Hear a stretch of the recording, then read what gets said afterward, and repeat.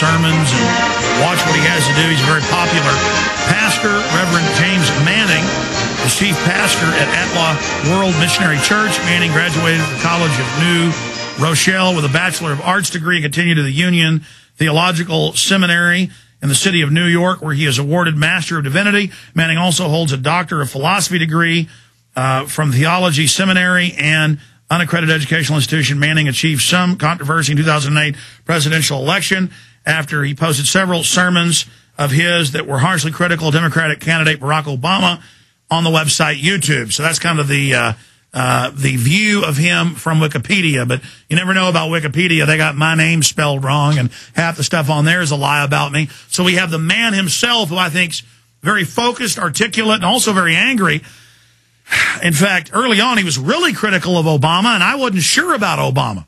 You know, I wasn't a big fan of Bush, and a lot of stuff Obama said he wanted to do, I agreed with, but then he's lied about everything, and now his approval rating's gone from 84 in a Rasmussen poll to 49. Nobody's has ever fallen that fast. Now it's coming out that the majority of people think he was really born in Kenya. He's such a liar. Who knows if that's true? We just covered it with Mr. Berg earlier. They won't release the original birth certificate. Anybody who criticizes him gets called a racist. It's creating all this racial division. You know, this is getting really scary. So I wanted to get the view from a critical black American pastor of Barack Obama on multi-fronts. We've had people on, black Americans, who like him. We have people like KRS-One, hip-hop sensation. Day one said, I see a scam coming a mile, away. And as I said when Obama first got elected, I said, I feel bad because when it turns out that this guy is a fraud, like most politicians, it's going to be turned into a racial issue. So to give us his take on this is a fellow who's ended up being all over Fox, CNN, you name it. Quite a big controversy. Dr. James David Manning. Pastor, it's good to have you on here with us, sir. Well, Alex, it's good to be here as well.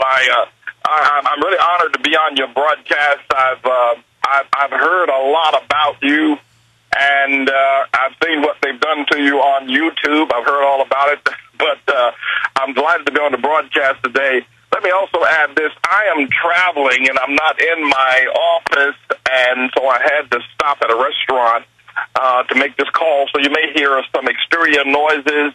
I totally understand. You're on the road, came on short notice. We'll have you back up from the studio in the near future. You've got the floor, sir. Well, again, your intro kind of says it all. I was very much aware of Obama from day one, if you will, checking out him as a person, what his spirit was all about. And was able to deal with that. But I first began to try to deal with the African-American or black community, whatever it is that, black folks prefer to be called. After I realized who he was and that the presidential campaign was underway, I tried to say to the black folk, especially since the church that the Lord has let me pastor for the last 27 years is in Harlem, New York.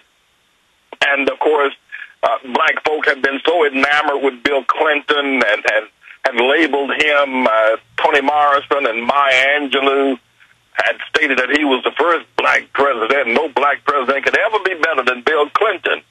And then, of course, back in 2001, the Black Caucus, Congressional Caucus of the Black of Congress, got together and put together a resolution there in the House determining that Bill Clinton was the first black president. And then I saw them turning from their commitment to the Clintons to Obama. And I am not a Clinton supporter. I was very much against Clinton. The entire 8 years he was in office, people just didn't pick up on me the way they did with Obama. But I was trying to say to the black people there in Harlem and nationwide that it represented a sense of absence of loyalty, the absence of integrity, and it just kind of mushroomed from there as I began to watch the campaign unfold.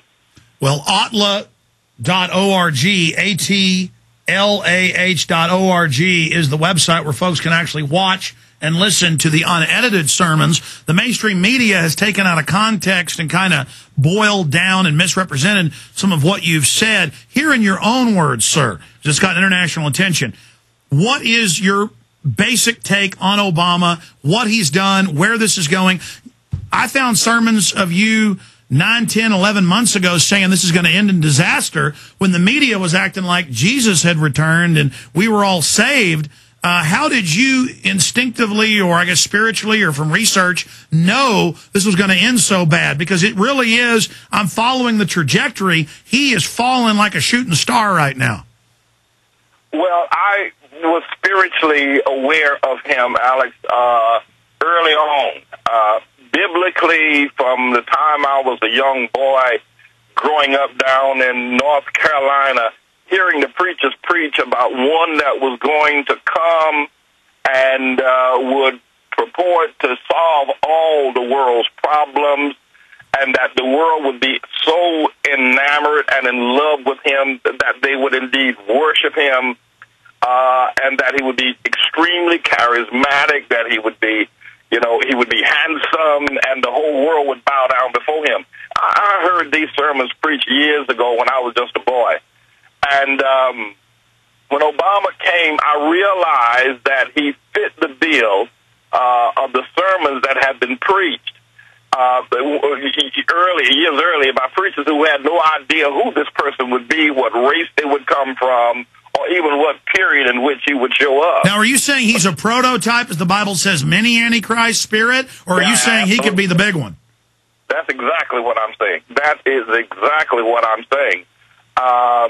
And while you're right about his following the trajectory of Obama's rise and fall, he has fallen in points over the last couple of weeks, more specifically.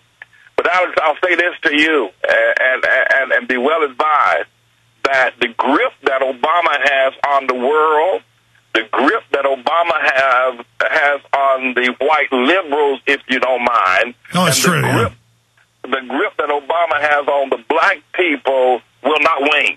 Now, he has lost some points, to be sure. Media has done just a little bit of a turn on him, not much, not enough to make a real difference. As you know, they worship this man. I mean, they really... But you're saying he can certainly pull some rabbits out of hats and stage some crises. So where do you see this going with Obama? What's the bottom line? I see it going into a revolution or a civil war in America. That's exactly what's on the agenda, and that's the only thing that's going to get our nation back. You are not going to get this nation back from Obama through the vote. I can tell you that now, through putting in congresspersons, putting in senators, and rearranging the House in 2010. You're not going to take this nation back from Obama. He has deeply implanted inside people in strategic locations, offices, etc., that will make it nigh impossible to take this nation back. It's going to have to be. Well, that's the thing, is that he is federally seizing giant corporations, having Homeland Security take over all the federal agencies. He's seizing, he really is grabbing control of everything. So even if people wake up, it won't matter. So you're saying he's going to attempt to set up a dictatorship? The only thing that he has not done yet, we've seen the seizing of General Motors. He wants health care. Now, if he can get health care, 1/6 of the American economy, and then he controls everybody's lives. Senator Orrin had said the other day in the Senate Finance Committee, where they were trying to put together a bill to present to Obama, the long-legged Mac Daddy, that's what I call him, that he was so ticked off with what they were strategizing to do there in that Senate Finance Committee, he walked out of there. And what he said, and he did not mince his words, what he said was that they were really trying to propose a plan that would be a government takeover. They're not looking just for health care for the 46 million people that don't have health care. Obama wants a complete government takeover of the entire health care industry. At that point, he says, who lives, who dies. Well, look at the cap and trade, where the feds can take over any business or even private home. That's in the bill. And then Obama lies and says it isn't in there. I mean, this is crazy. Well, if you give him cap and trade, where he controls the energy, he can control any business, walk into any business, shut it down at any time he wants, or funnel billions of federal dollars into any business he wants to follow it into. How are you going to get him out by voting? You can't do that. I mean, he'll control everything. The only thing he hasn't started doing yet, which I suspect will happen in not too many days or months, will be the beginning of the arresting of people or people being pursued by IRS investigations. That's next on the horizon. Well, Pastor, actually, during the campaign, you probably know in Missouri and other states, they would go on the news and say, if you lie about him and we're going to decide, no judge or jury, the police are going to arrest you. And now they're trying to pass the hate crimes law where they arrest you for your speech.